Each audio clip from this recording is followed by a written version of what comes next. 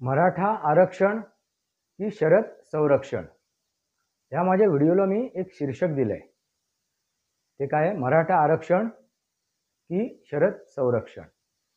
तुम्ही दुविधा स्थितीत आला असाल. नक्की कोण कोणाला संरक्षण देतोय, कोण कोणाला संरक्षण देतोय. आज मी तुम्हाला ब्रेकिंग न्यूज देणार आहे. आज तुमच्यासमोर मी पुरावे ठेवणार आहे. हा व्हिडिओ माझा पूर्णपणे बघा, अगदी शेवटपर्यंत बघा. हाच नव्हे तर प्रत्येक व्हिडिओ पूर्णपणे बघत जा, म्हणजे तुमच्या लक्षात येईल मला काय सांगायचं आहे, मला काय सांगायचं आहे, माझे मत काय आहे, मी वास्तव तुमच्यासमोर काय ठेवतोय. मित्रांनो, समर्थन कोणाचं करायचं? वास्तवाचं, अवास्तवाचं नव्हे. मी हा वास्तविक विषय तुमच्यासमोर ठेवतोय. नमस्कार मित्रांनो, वास्तवावरती बोलू काहीतरी या शृंखलेमध्ये पुन्हा एकदा आपलं स्वागत. मी आपला मित्र राजेश वासंती सावाजी किळुसकर.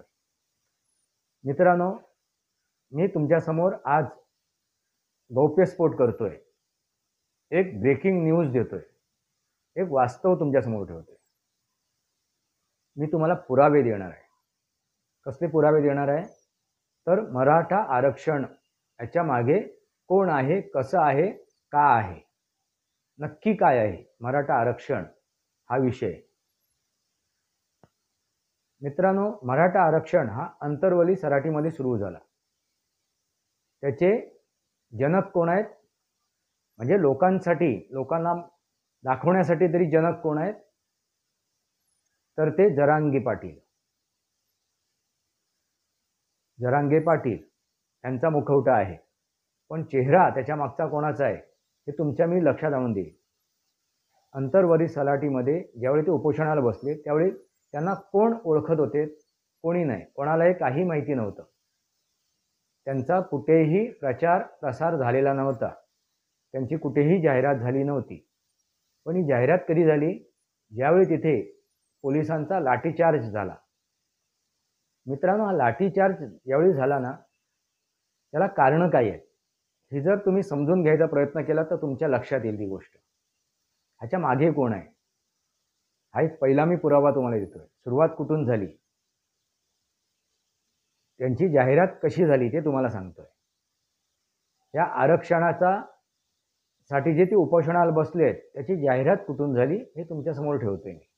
मित्रांनो, अंतरवली सराटीमध्ये ज्यावेळी त्यांच्या उपोषणावरती, म्हणजे उपोषणाला बसलेले जे मराठा कार्यकर्ते होते त्यांच्यावरती लाठी हल्ला झाला, असा ज्यावेळी विषय झाला त्यावेळी नुकतेच कारागृहातून बाहेर पडलेले माजी कोण गृहमंत्री अनिल देशमुख यांचं वक्तव्य तुम्ही ऐका.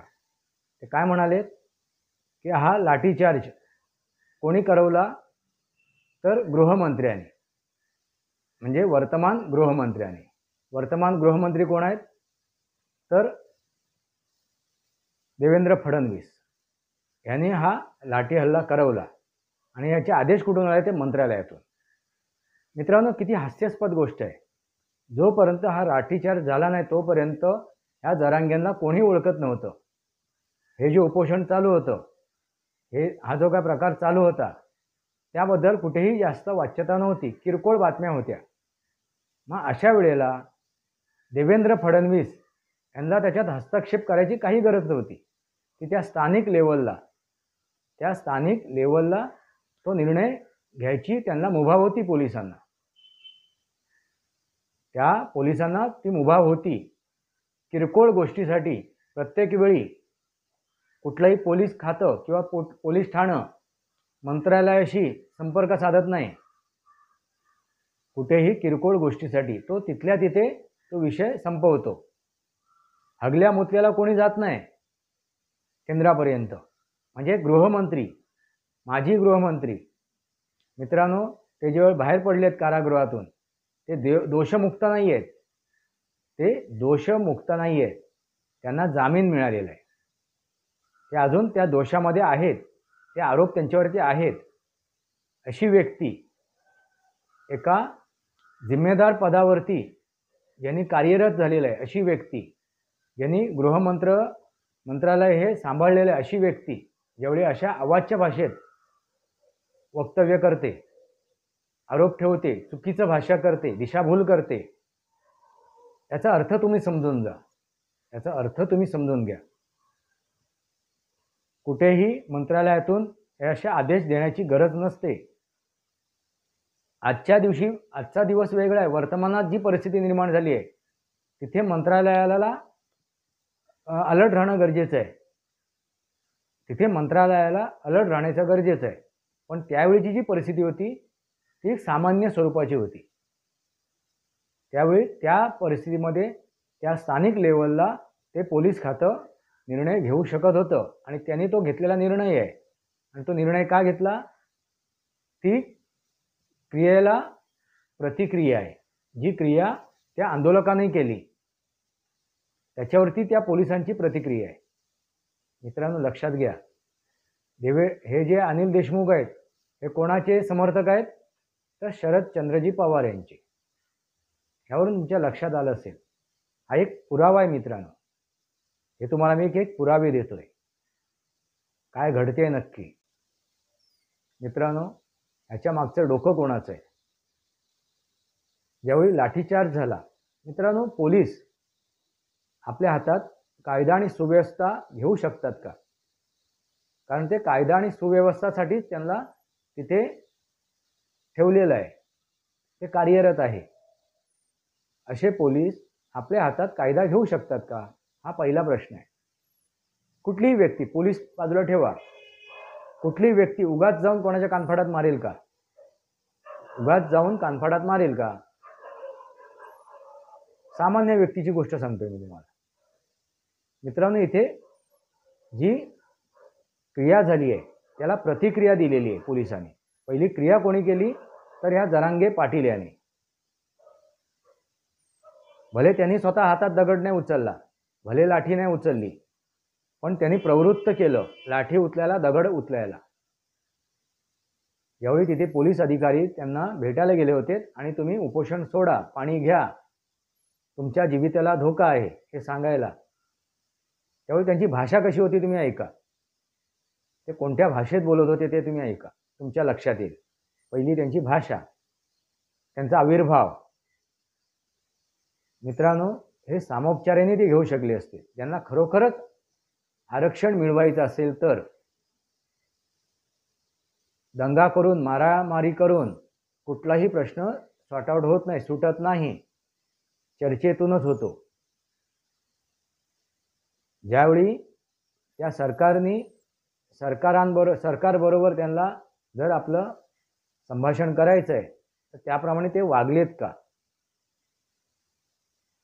मित्रांनो, त्यामध्ये एका गुंडाने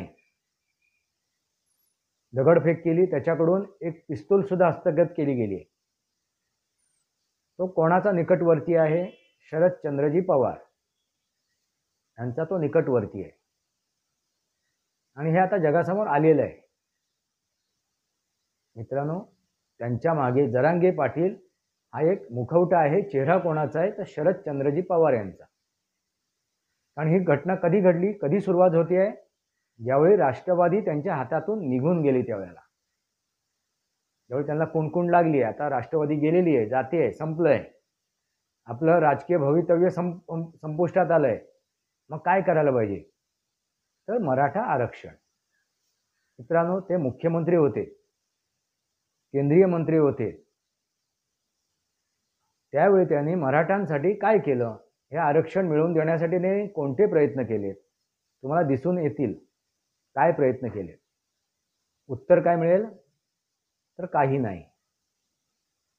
म्हणजे ते ज्यावेळी त्या खुर्चीवरती आरूढ होते, विराजमान होते त्या मुख्यमंत्री पदावरती, त्यावेळी त्यांनी काही केलं नाही या मराठ्यांसाठी. मराठा हा पहिला समाजच नाहीये. मराठा म्हणजे जो महाराष्ट्रात राहतो, मराठी भाषिक आहे, तो मराठा. मराठा हा एक समाज नाही आहे.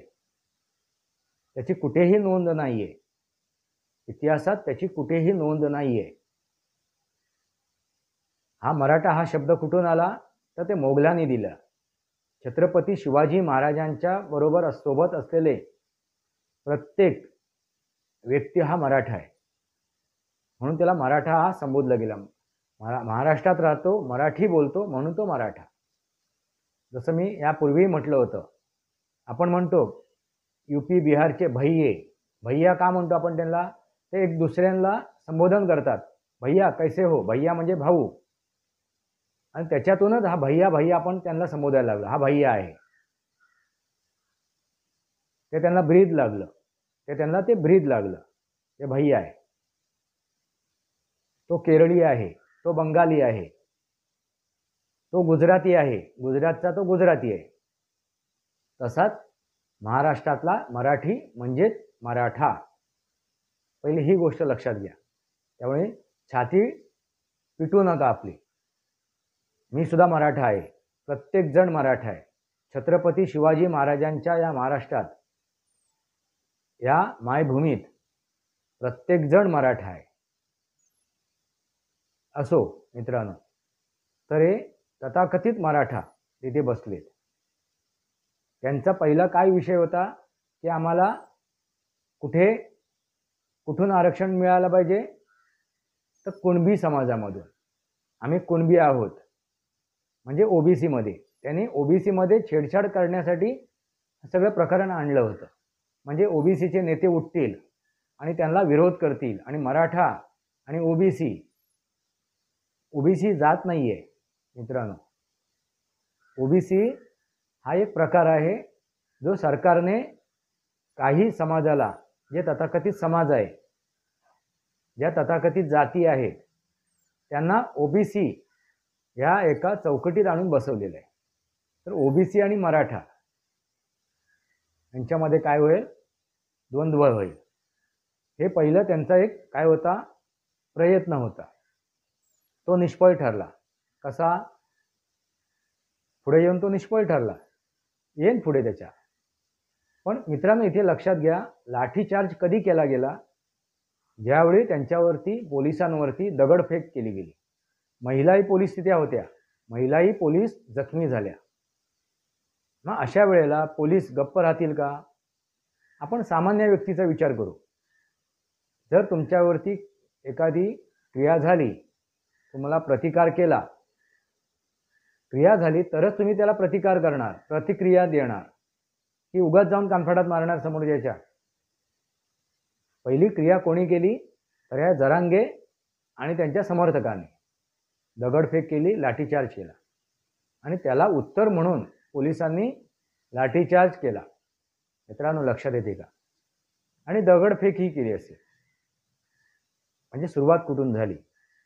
मी तुम्हाला म्हणालो, शरद पवार यांचा समर्थक, त्यांचा जवळची व्यक्ती, एक गुंड, त्याचं नाव मला लक्षात नाहीये, ते बातम्यामध्ये आहेत, बऱ्याच ठिकाणी त्याचा उल्लेख झालेला आहे.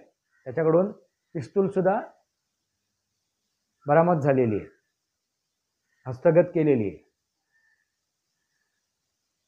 म्हणजे बघा, शरदचंद्रजी पवार यांचं कसं काय याच्यात हात आहे. जे वानखेडेबाई सांगतायत, किंवा आणखीन ते कोण हे करणारे कीर्तनकार सांगतायत, नाव मला लक्षात नाही त्यांचा, अगदी योग्य सांगतायत. पण मी तुम्हाला पुरावे देतोय, हे पुरावे आहेत. तुम्ही जर बारकाव्याने विचार कराल, तुमच्या लक्षात येईल नक्की काय घडते. आधी काय प्रयत्न केला गेला? तर ओबीसी आणि मराठामध्ये तणाव निर्माण करण्याचा. पण तो फोल ठरला. कसा फोल ठरला? तर ह्या सरकारने काय सुरुवात केली? की जात पडताळणी सुरुवात केली. जात पडताळणी सुरुवात केली. मराठ्यांमध्ये जे कोण कुणबी असतील त्यांना प्रमाणपत्र दिलं जातील. कशाच्या ह्याच्यावर? धर्तीवरती? तर त्यांच्या पूर्वजांच्या ओळखीवरती, त्यांच्या नातेसंबंधांच्या ओळखीवरती, त्यांच्या पूर्वजांच्या ओळखीवरती त्यांना जात प्रमाणपत्र दिलं जाईल कुणबी म्हणून, आणि त्यांना ओबीसी मध्ये सामावून घेतलं जाईल. इथे फेल झालं. मग आता करायचं काय? मित्रांनो, लक्षात घ्या काय घडते ते. ते आलेत मुंबईपर्यंत, आणि मुंबई म्हणजे नवीन मुंबईवरून परत गेलेत. त्यावेळी ते एकनाथ शिंदे यांच्या त्या एकनाथ शिंदे यांच्या प्रभावाखाली आले आणि त्यांनी मान्य केलं की बस आता आपण राजा झालेलो आहोत. पण ते ज्यावेळी परतलेत तेव्हा त्यांच्या लक्षात आलं की आपले राजे कोण आहेत, आपल्या पाठी कोणाचा हात आहे, तर शरदचंद्रजी पवार. आपण एकनाथ शिंदेंचं का ऐकलो, एकनाथ शिंदेंचं आपण का ऐकलो, आणि एकनाथ शिंदे आपल्याला जवळ करतील का, नाही, हे त्यांच्या लक्षात आलं. त्यावेळी तिथे जाऊन परत ते उपोषणाला बसले आणि परत ही नाटकं त्यांनी सुरुवात केली. मित्रांनो, लक्षात घ्या मी काय म्हणतोय ते. हे जे सर्व चालू आहे ना, हे सगळं तमाशा आहे, नाटकं आहेत, हे दिशाभूल आहे, धूळफेक आहे त्या तथाकथित मराठा समाजाला. तथाकथित हा शब्द का वापरला, त्यांनी मराठ्याचा उल्लेख मी केलाय. तर मराठा आरक्षण त्याच्यानंतर काय झालं, या सरकारने 10% सरसकट मराठ्यांना आरक्षण दिलंय, सरसकट मराठ्यांना आरक्षण दिलंय आणि त्याची कारवाई सुरू आहे. ते टिकून राहण्यासाठी त्यांचे प्रयत्न सुरू आहेत आणि ते यशस्वी सुद्धा होतील, कारण त्या प्रकारे ते आता वाटचाल करत आहेत. म्हणजे सरसकट बघा, ते ज्यावेळी मुंबईमध्ये आलेत, नवीन मुंबईमध्ये आलेत, त्यावेळी त्यांनी मराठा हा विषय बाजूला ठेवला आणि कुणबी हा विषय समोर आणला. सरसकट मराठ्यांना आरक्षण हा शब्द त्यांनी वगळला आणि फक्त कुणब्यांच्या बद्दल ते बोलायला लागले होते. मित्रांनो, लक्षात घ्या काय गंमत आहे ते. मी उदाहरण हे तुम्हाला काय देतोय, पुरावे देतोय, हे लक्षपूर्वक ऐका म्हणजे तुमच्या लक्षात येईल मी काय म्हणतोय ते.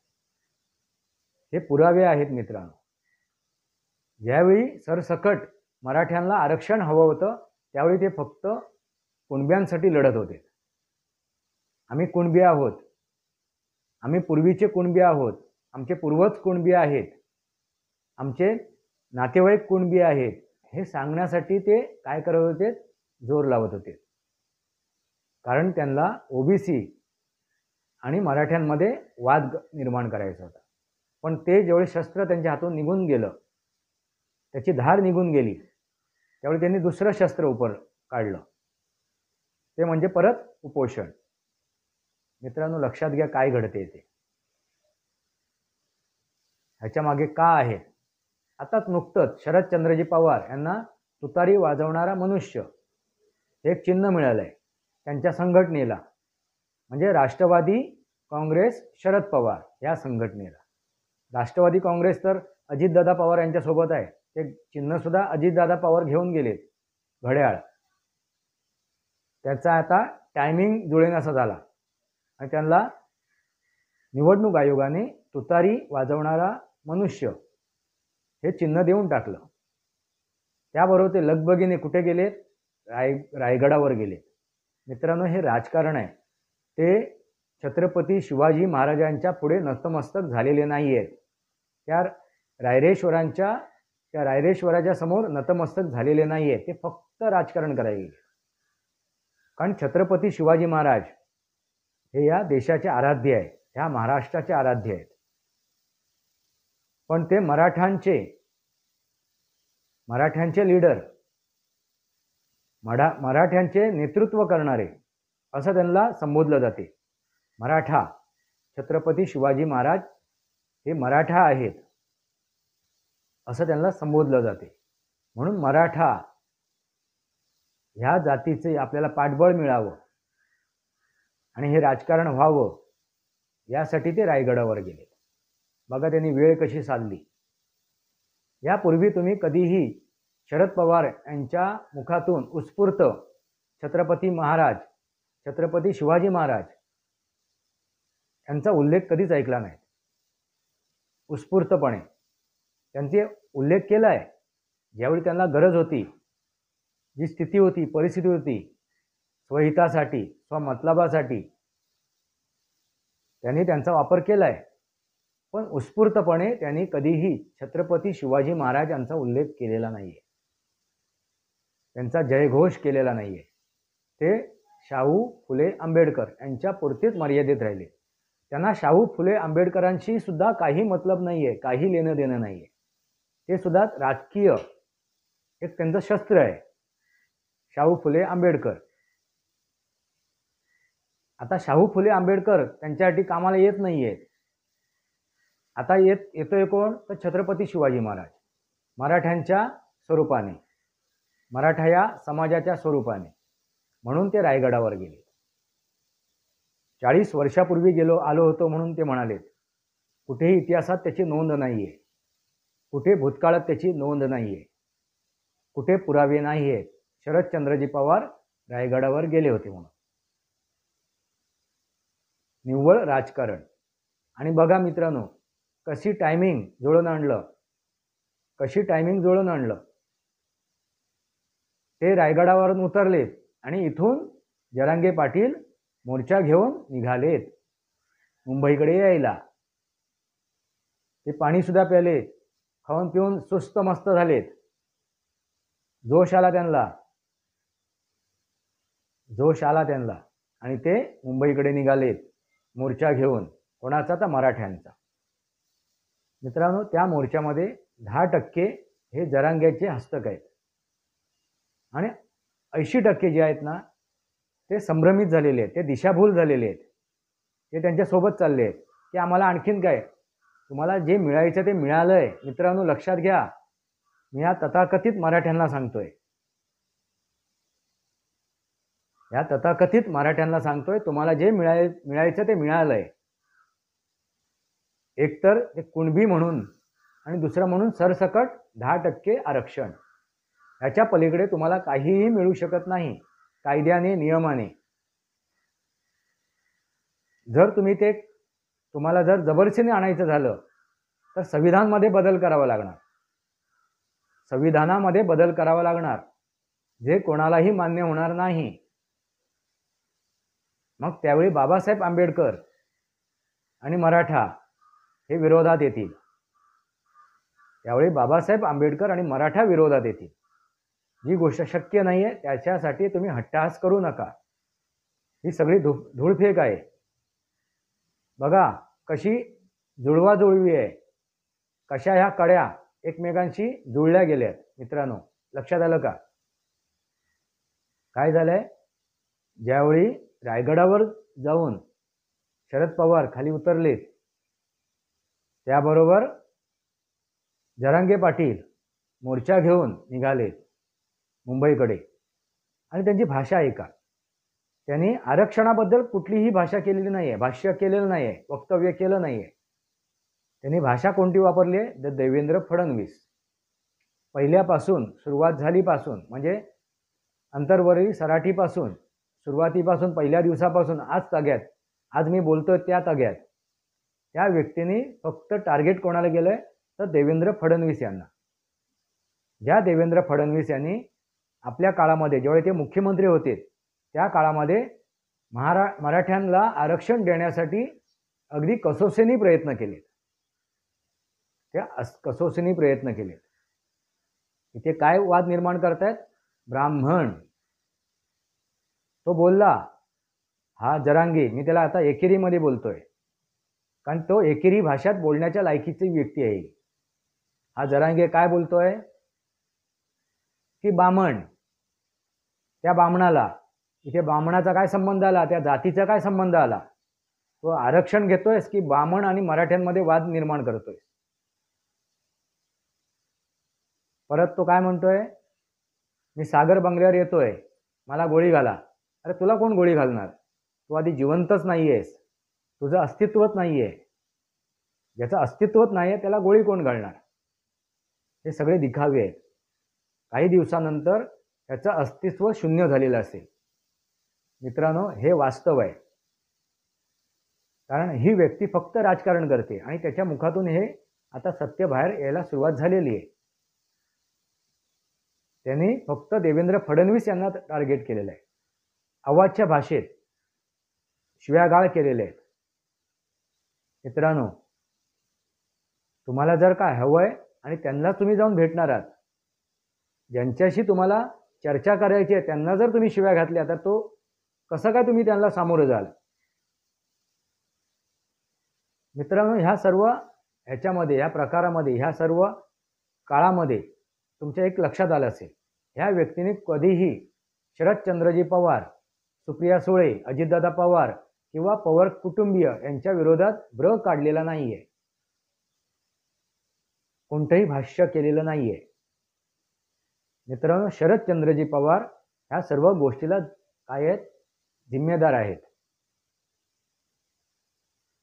ह्या सर्व गोष्टीला ते जिम्मेदार आहेत. कारण त्यांच्या काळामध्ये त्यांनी जर ते आरक्षण मिळवून दिलं असतं, जेव्हा ते मुख्यमंत्री होते, आता ते म्हणतायत मराठ्यांना आरक्षण मिळायला पाहिजे, मराठ्यांना आरक्षण मिळायला पाहिजे. त्यांची कन्या बोलते, ते स्वतः बोलतायत, त्यांचे प्रवक्ते बोलतायत.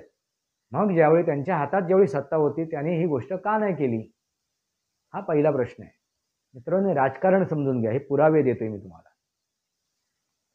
हे पुरावे आहेत.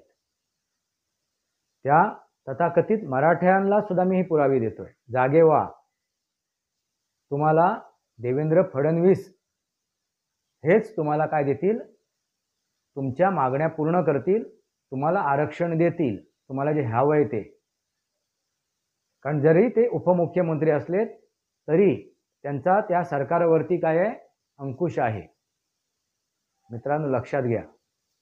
त्यांनी आपल्या मुख्यमंत्री कार्यकालामध्ये सुद्धा तीच गोष्ट केली, आजही ते तीच गोष्ट करणार आहे. मुख्यमंत्री कार्यकालामध्ये त्यांनी जे मराठा आरक्षण देण्यासाठी हायकोर्टापर्यंत विषय नेला होता, तो सुप्रीम कोर्टामध्ये टिकवला गेला नाही. कोणी नाही टिकवला, त्याच्या पुढच्या सरकारने. जर त्याच्यानंतर देवेंद्र फडणवीस आले असते आणि जर तो टिकवला गेला नसता तर ते मी मान्य केलं असतं. तो प्रयत्न केला गेला नसता तर ते मी मान्य केलं असतं. पण तो टिकवला गेला नाही, म्हणून ही परत वेळ आलेली आहे. आता परत नव्याने 10% तुम्हाला आरक्षण मिळते. 10% आरक्षण मिळते. याच्या पलीकडे तुम्हाला आरक्षण मिळू शकत नाही. ही एक सीमारेखा आहे, ही मर्यादा आहे आणि ही मर्यादा समजून घ्या. मर्यादा पुरुषोत्तम यांना समोर ठेवा, म्हणजे तुमच्या लक्षात येईल. जर तुम्हाला ही मर्यादा ओलांडायची असेल तर संविधानामध्ये बदल करावे लागेल आणि हे मान्य होणार नाही. कोणाला? आंबेडकर यांना. म्हणजे जे आंबेडकरांचे समर्थक आहेत त्यांना हे मान्य होणार नाही. आणि परत मग आंबेडकरीय आणि कोण, मराठा यांच्यात द्वंद्व निर्माण होईल. हे पुऱ्या देशाला सुद्धा मान्य होणार नाही संविधान बदलायला. आंबेडकर सोडा, म्हणजे विचार करा, कुठे कलह निर्माण करण्याचा प्रयत्न केला जातोय. दोन जातींमध्ये, जे आज सगळ्यात हे शरदचंद्रजी पवार करत आले. 2 जाती, 2 धर्मामध्ये तेढ निर्माण करणं. हे का गेले होते?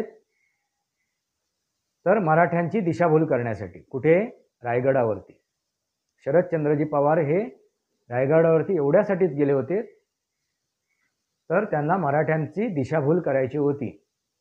आणि तीच दिशाभूल आज चालू आहे. त्याच दिशाभूलाने हा मोर्चा सुरू आहे. मी एक विनंती करतोय या मराठ्यांना जे या मोर्चात सामील आहेत, त्यांनी हे पुरावे लक्षात घ्यावे. काय घडतेय? तुम्हाला आरक्षण मिळालेलं आहे. त्या कुणबी समाजाला, म्हणजे जर तुमच्यामध्ये कुणबी आहेत त्यांना, आणि सरसकट मराठ्यांना 10%. मित्रांनो, लक्षात आलंच असेल तुम्हाला मला काय म्हणायचं ते. जरांगे पाटील हे फक्त आता सुद्धा वर्तमानात ज्या शिव्यागाळ करतायत, जे काही विषय मांडतायत, त्यांचा या आरक्षणाशी काही संबंध नाही. त्यांनी आरक्षणाबद्दल कुठलंही वक्तव्य केलं नाही, कुठलंही भाषण केलं नाही, कुठलंही संभाषण केलेलं नाही. त्यांनी फक्त देवेंद्र फडणवीस यांच्या जातीवरती बामण म्हणून त्यांचा उल्लेख केला, त्यांना शिव्यागाळा केल्या. याच्या पलीकडे त्यांनी काही नाही केलं. आणि मित्रांनो, एक लक्षात घ्या, देवेंद्र फडणवीस त्या पक्षाला फोडतायत, त्या पक्षाला फोडतायत, फोडतोड करतायत. ही भाषा वापरायची काय गरज होती? काय गरज आहे त्यांना? हा विषय त्यांचा नाही आहे. त्यांचा विषय फक्त काय आहे? आरक्षण मिळवणं. मग अशा प्रकारे शिव्यागाळ करून, त्या सरकारच्या विरोधात शिव्यागाळ करून, त्या सरकारच्या पुढे तुम्ही जाऊन उभे राहणार आहात का? ज्या सरकारच्या विरोधात तुम्ही शिव्यागाळ करताय त्या सरकारच्या पुढ्यात जाऊन तुम्ही उभे राहणार आहात का? त्यांच्याशी संभाषण साधणार आहात का? अशक्य आहे मित्रांनो. याचा अर्थ तुम्ही समजून घ्या. मित्रांनो, लक्षात आलंच असेल तुम्हाला मला काय म्हणायचंय ते. हे सगळे पुरावे तुम्हाला दिले आहेत. कोण कोणाला हे करतोय, संरक्षण देतोय, तर जरांगे पाटील शरद पवार यांना संरक्षण देतोय आणि शरद पवार हे जरांगे पाटील यांना संरक्षण देतोय. जरांगे पाटील यांनी आता शरद पवारांची तुतारी उचललेली आहे आणि ती फुंकली आहे आणि ती फुंकून त्यांनी ह्या युद्धाची रणशिंग फुकलेलं आहे आणि आता मोर्चा घेऊन मुंबईच्या दिशेने निघाली आहे. बघा वेळ कशी साधली गेली आहे. वाट बघत होते शरद पवार की आता कधी चिन्ह मिळेल, तोपर्यंत तू बस, उपोषण कर, चिन्ह मिळालं, आपण वेगळे झालो, वेगळं काहीतरी करण्याची आपली तयारी झाली की तू उठ तिथून आणि मोर्चा घेऊन मुंबईकडे निघ. मित्रांनो, लक्षात आलं का? हा सरळ साधा काय आहे, हे सरळ साधं विश्लेषण आहे. हे वास्तव आहे, हे रियालिटी आहे. वास्तवावरती बोलू काहीतरी या माझ्या शृंखलेला सबस्क्राईब करा, बेल आयकॉन दाबा. माझे विचार पटत असतील तर लाईक करा. आपले विचार कमेंट बॉक्समध्ये लिहा. तुर्तास इतकंच. भारत माता की जय. वंदे मातरम. जय भारत, जय महाराष्ट्र.